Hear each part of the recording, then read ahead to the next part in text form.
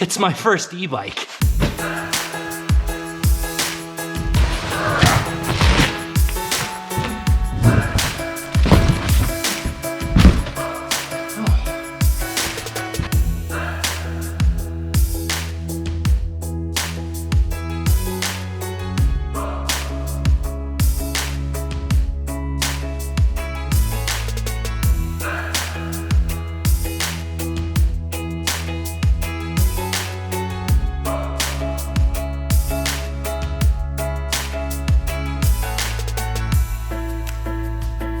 Let me tell you guys a little bit about this bike. First of all, sorry about the mud. I was too tempted, I couldn't help myself last night. As soon as I finished putting this together, I had to take it for a spin, and it was raining, so it's a little bit muddy today for the review, but that's okay. This right here is the Thunder T1 by Turboant. If you're looking into a fat tire off-road e-bike, this company makes this model here, and they also make the Nebula N1. And I want to note before we get into this is my first ever e-bike. So I'm going to just tell you guys some of the things that kind of stood out to me reading through the manual and putting this together last night. The first thing I noticed when I was putting this together is the build quality, especially for the price point. This bike is, I think, about $2,000 Canadian, which is really low in the spectrum of e-bikes, especially these fat tire off-road e-bikes. It's a really good price, and they really didn't miss any details. Even just the little things like the pedals are metal. That sounds like it should be a no-brainer, but a lot of the times when you get a new bike, especially when you're talking about a lower end price point, little things like the pedals are plastic and you have to go and spend money right away to upgrade that stuff. Another one, things like this guard over the derailleur and the foam here to prevent the chain slapping against the frame. Those are little things you just don't see from the factory, and I'm really impressed with that. Another thing I am excited, that's going to be an improvement over the Gnarley Davidson. Don't worry, I'm not getting rid of the Gnarley Davidson. This is just an addition to my fleet of iron ponies. But something that's going to help a lot is front suspension. This bike has forks that have 80 millimeters of travel, and something I find really exciting is you can actually lock out the front suspension. So that's going to be really handy in certain situations. One thing I'm questioning is going to be range. First of all, this motor is a 750 watt brushless motor. It puts out something like 80 Newton meters of torque. That's like 60 foot-pounds. That's gonna eat up some battery if you're really using it, and I'm gonna really use it. I'm gonna ride this thing like a dirt bike. But if you're not riding it like a dirt bike and you're just using the pedal assist, it's supposed to get up to 60 miles of range. Of course, it's gonna vary on the way that you ride it. This has 5 different modes of pedal assist as well as just the throttle. That's kind of gonna be my go-to. Something I'm really excited to thoroughly test on this bike is the fact that it's a fat tire bike. These tires are a 26-inch rim with a 4-inch wide rubber, and that's something that's totally foreign to me, and I can't wait to test that out. These are made to go pretty much anywhere, and now I've officially announced I'll be heading down to Mexico for the winter, and there's going to be a lot of opportunities to get out into the desert there, into some sand and some rocks, and here in Canada it's going to start snowing any day, so it's going to be nice to take this some riskier places and really see where it can go. And today is the first test for that, so let's hit the road and rip this thing up.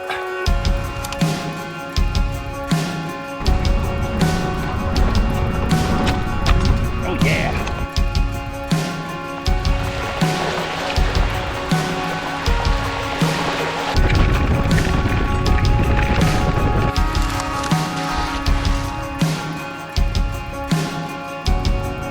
Gonna ride to hopefully the top of the mountain where they have an abandoned, ooh, oh my god, oh, this is gonna be great. There's an abandoned asbestos mine up there, so hopefully we can make it.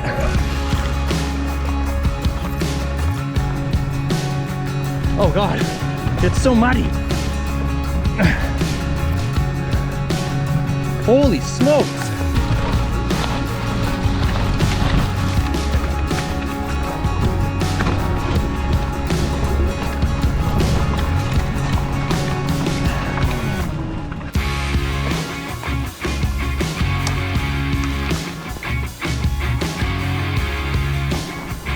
Oh, just up onto the plateau here. I'm not in the best shape of my life, but I'm also not in bad shape. I had to put the bike right up to level 5 for this last push. Got really steep, but geez, I can't believe this thing. When I had to walk down and grab the camera just now, my feet were just sliding on that mud. These tires, they hook up really well. Had a bit of a crossroads here, literally. I think it's this way, but that's going uphill. Should be uphill all the way there. We'll try here first.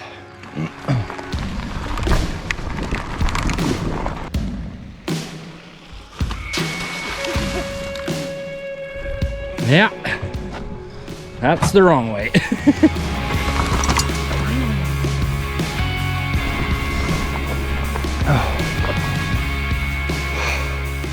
I recognize this hill. We're in the right, going the right direction, and we're almost there.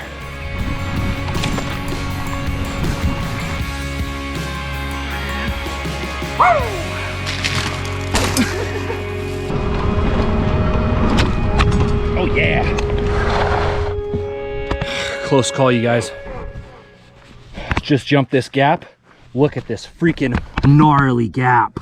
Totally freaking sent that gap. But I lost the Red Bull. Didn't even pop.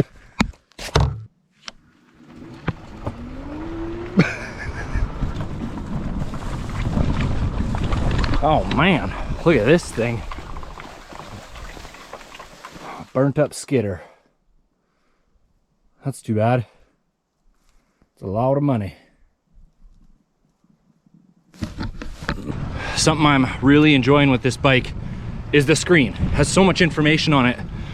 I'm 7.5 miles into this ride, almost entirely uphill at an average of 5.6 miles per hour, and the battery is still full. Unbelievable. And I've been pushing this thing, you know.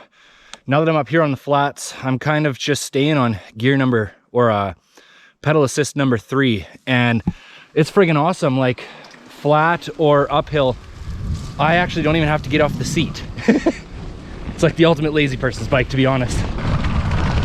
Oh yeah, we made it. Woo! Look at that. Wow.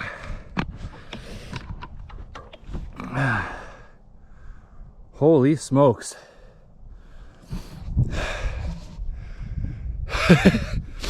Exactly 9 miles to get all the way up to the top here, entirely uphill. The battery's gone down 1 bar. Very impressed. So this is it. This is the asbestos pits. There's not a whole lot left up here, but this used to be a big asbestos mine, and now it's just really just a place where kids come and climb their dirt bikes and stuff. But it is a steep drop down here, so I brought the helmet because I'm just going right down this chute and then back home that way. Freaking awesome, you guys. Just so you guys get an idea of how steep this is, my horizon lock is on, so the camera's perfectly flat. You can see just how steep that is going down there. With all the rain lately, I think it should have pretty good traction, but having hardly tested this bike, a little bit nervous, but should be fine. Here we go. Helmets on, dropping in. Always wanted to say that.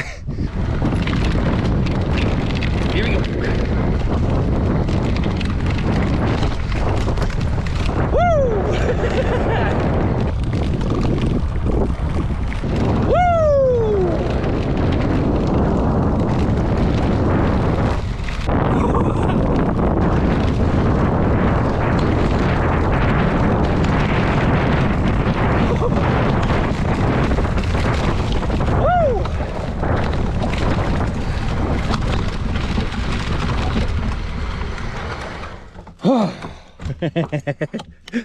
This is awesome. Oh my god. Let's see what's over here.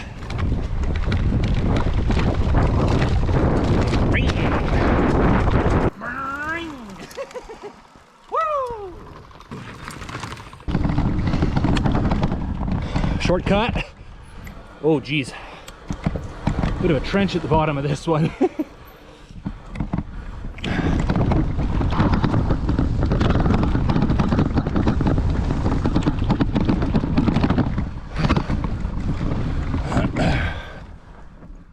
All right, this last shoot, pretty much a straight shot right down to the very bottom. Let's whip it.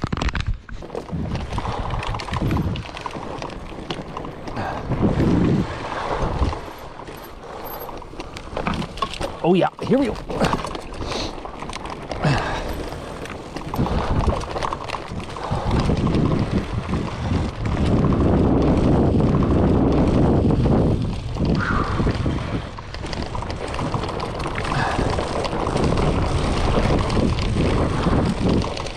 Holy, look at the washouts here.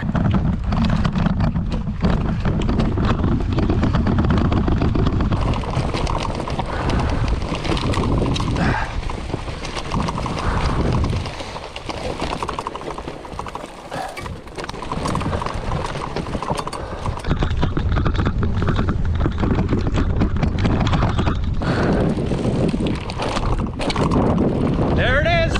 We're at the bottom. Woo! What's up, dudes? Oh frick, look at this cattle guard. Oh, Jesus. Wow, she's seen some better days. What's up, dude? I did a little test on the way back. When I first got to the pavement, I turned the bike off completely and just rode it like a regular pedal bike to see how difficult it would be. And I'm really surprised actually, for being a 60-pound bike with these big wide knobby tires, it's quite easy to just pedal. If you ran out of battery somewhere, you'd have no problem at all just riding this back. With the pedals on a hill, you'd notice a little bit, but honestly not a whole lot. When I had about 5 miles to get back to the motorhome here. It was just pavement, so I put it all the way up on level 5 for pedal assist and booked it on the way back, pedaling hard all the way. Was maintaining 15 to 20 miles an hour depending on hills, and it still has half battery. Overall, I'm exactly 16 miles right now on this ride, and that's not including going downhill because I turned everything off when I was coming down the mountain. So probably about 17 miles overall, and to still have half the battery, I am surprised. I knew I would get about half of what they recommend or what they say this thing is capable of, just because I'm going to be pushing it way harder. I think if you had it on level 1 and you're just wanting a little bit of help with where you're going, you'd get 60 miles out of this thing, no problem. But if you're riding it like me, I'm always going to go for about half of that. All in all, very pleased with this thing so far. 10 out of 10.